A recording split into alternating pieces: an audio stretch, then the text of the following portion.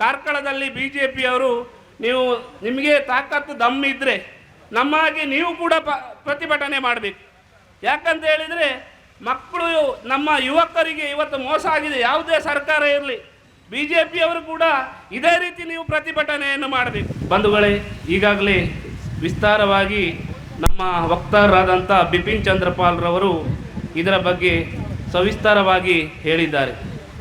ಪ್ರಜಾಪ್ರಭುತ್ವ ವ್ಯವಸ್ಥೆಯಲ್ಲಿ ಚುನಾವಣೆ ಅನ್ನುವಂಥದ್ದು ಸರ್ವೇ ಸಾಮಾನ್ಯ. ಅದರಲ್ಲಿ ಪಕ್ಷಗಳು ಕಾಂಗ್ರೆಸ್ ಇರ್ಬೋದು, BJP ಇರ್ಬೋದು, ಎಲ್ಲರೂ ಹಕ್ಕಿದೆ. ಹಾಗಾಗಿ ಜನ ನಮ್ಮ 12 ವರ್ಷದ ಹಿಂದೆ BJP ಸರ್ಕಾರವನ್ನು ಆಯ್ಕೆ ಮಾಡಿದ್ದಾರೆ. ಯಾಕೆ ಆಯ್ಕೆ ಮಾಡಿದ್ದಾರೆ ಅಂತ ಹೇಳಿದರೆ ತಮ್ಮೆಲ್ಲರಿಗೂ ಗೊತ್ತಿರ್ಬೋದು.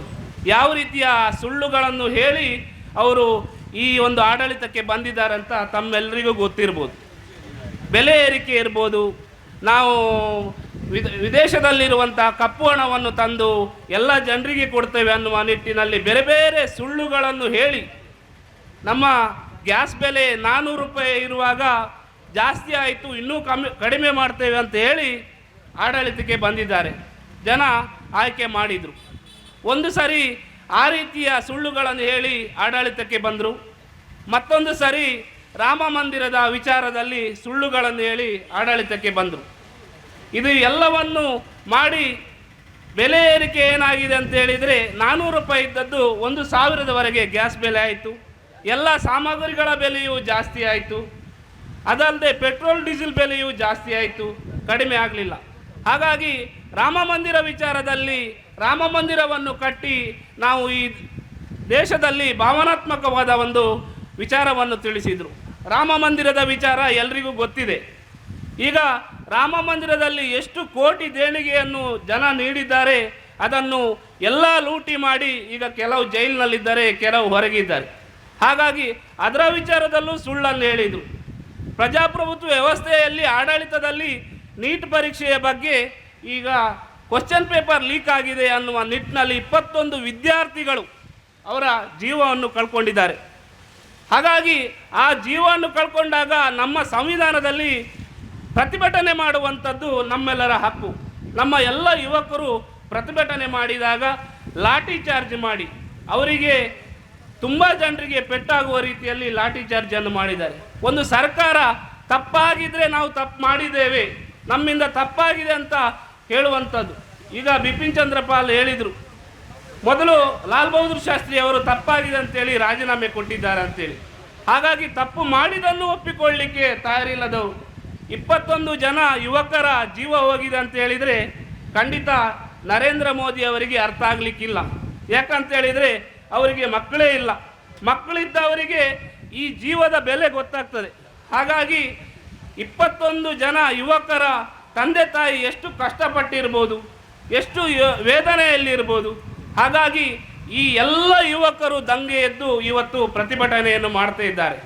12 ವರ್ಷದ ಹಿಂದೆ ಆ ಯುವಕರು, ಈಗ 28-29 ವರ್ಷದ ಯುವಕರಿಗೆ 15-16 ವರ್ಷ ಆಗಿರ್ಬೋದಾಗ, ಆಗ ಅವರಿಗೆ ಮತದಾನದ ಹಕ್ಕು ಇರಲಿಲ್ಲ.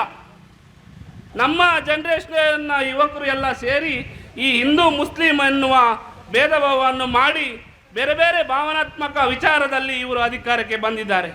ಈಗ ಯುವಕರು ಎಲ್ಲ ಎದ್ದು ಈ ಒಂದು ಪ್ರತಿಭಟನೆಯನ್ನು ಮಾಡ್ತಾ ಇದ್ದಾರೆ. ನಮ್ಮ ರಾಜ್ಯ ಸರ್ಕಾರದ ಗ್ಯಾರಂಟಿ ಯೋಜನೆಗಳ ಬಗ್ಗೆ ನಮ್ಮ BJPಯವರು ಅಪಮಾನ ಅವಮಾನ ಎಲ್ಲ ಮಾಡಿಕೊಂಡು ಬಂದಿದ್ದರು. ಅದು ಕೊಟ್ಟರೆ ದೇಶ ದಿವಾಳಿ ಆಗ್ತದೆ, ದೇಶ ಮುಳುಗಿ ಹೋಗ್ತದೆ. ಈ ಕಾರ್ಕಳದ BJPಯವರು ಇಲ್ಲಿ ಪ್ರತಿಭಟನೆ ಮಾಡಿದರು. ಇದೇ ರೀತಿ ಟೆಂಟ್ ಹಾಕ್ಕೊಂಡು ತಾಲೂಕು ಆಫೀಸ್ನಲ್ಲಿ ಪ್ರತಿಭಟನೆ ಮಾಡಿ ಕೆಲವು BJP ಮಹಿಳೆಯರು ಭಜನೆಯನ್ನು ಮಾಡಿದ್ದು ನೆನಪಿದೆ. ಆ ವಿಡಿಯೋ ಕೂಡ ಇದೆ. ಈಗ ಗ್ಯಾರಂಟಿ ಯೋಜನೆಗಳ ಬಗ್ಗೆ ನಮ್ಮ ಲಂಡನ್ ಯೂನಿವರ್ಸಿಟಿಯಲ್ಲಿ ಅದರ ಒಂದು ಸ್ಟಡಿ ಮಾಡ್ತಾ ಇದ್ದಾರೆ. ಯಾಕಂತ ಹೇಳಿದರೆ ಕರ್ನಾಟಕ ರಾಜ್ಯದಲ್ಲಿ ಗ್ಯಾರಂಟಿ ಯೋಜನೆಗಳು ಜನರಿಗೆ ಎಷ್ಟು ಪ್ರಯೋಜನ ಆಗಿದೆ ಅಂತೇಳಿ ಲಂಡನ್ ಯೂನಿವರ್ಸಿಟಿಯಲ್ಲಿ ಆ ಯೂನಿವರ್ಸಿಟಿಯಲ್ಲಿ ಸ್ಟಡಿ ಮಾಡಿ ನಮ್ಮ ನಿಟ್ಟೆ ಯೂನಿವರ್ಸಿಟಿಯವರು ಈಗ ಕಾರ್ಕಳದ ಎಲ್ಲ ತಾಲೂಕಿನಲ್ಲಿ ಸರ್ವೆ ಕೆಲಸವನ್ನು ಮಾಡ್ತಾ ಇದ್ದಾರೆ.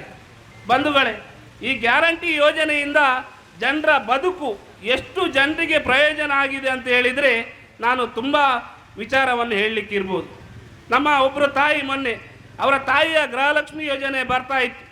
ಅವರಿಗೆ ಅಕೌಂಟ್ನಲ್ಲಿ 15-20 ಸಾವಿರ ರೂಪಾಯಿ ಅವರ ಅಕೌಂಟ್ನಲ್ಲಿತ್ತು. ಅವರಿಗೆ ಹುಷಾರು ಇರಲಿಲ್ಲ. ಅವರ ಮಗಳಿಗೂ ಗಂಡ ತೀರ್ಕೊಂಡಿದ್ರು. ಆಗ ಅವರ ಮನೆಯಲ್ಲಿ ಯಾರೂ ಇರಲಿಲ್ಲ. ಹಾಗಾಗಿ ಊರಿನವರೆಲ್ಲ ಸೇರಿ ಸ್ವಲ್ಪ ಒಂದು 10-15 ಸಾವಿರ ರೂಪಾಯಿ ಅವರಿಗೆ ಒಟ್ಟು ಮಾಡಿ ಎಲ್ಲ ಕೊಟ್ಟು, ಅದಾದ ನಂತರ ಅವರು ಕೋಮದಲ್ಲಿರುವ ಸಂದರ್ಭದಲ್ಲಿ, ಅವರು ಬೆಡ್ನಲ್ಲಿರುವ ಸಂದರ್ಭದಲ್ಲಿ ಆ ಮಗಳು ಹೇಳಿದರು ನಮಗೆ, ಅವರ ಗೃಹಲಕ್ಷ್ಮಿ ಯೋಜನೆಯ 20 ಸಾವಿರ ರೂಪಾಯಿ ದುಡ್ಡು ಅವರ ಪ್ಯಾಡಿಗೆ ಇರ್ಬೋದು, ಅವರಿಗೆ ನಾನು ಮದ್ದು ತರಲಿಕ್ಕೆ ಅದನ್ನು ಉಪಯೋಗ ಮಾಡಿದ್ದೇನೆ ಅಂತ. ಹಾಗಾಗಿ ಈ ಗ್ಯಾರಂಟಿ ಯೋಜನೆಯ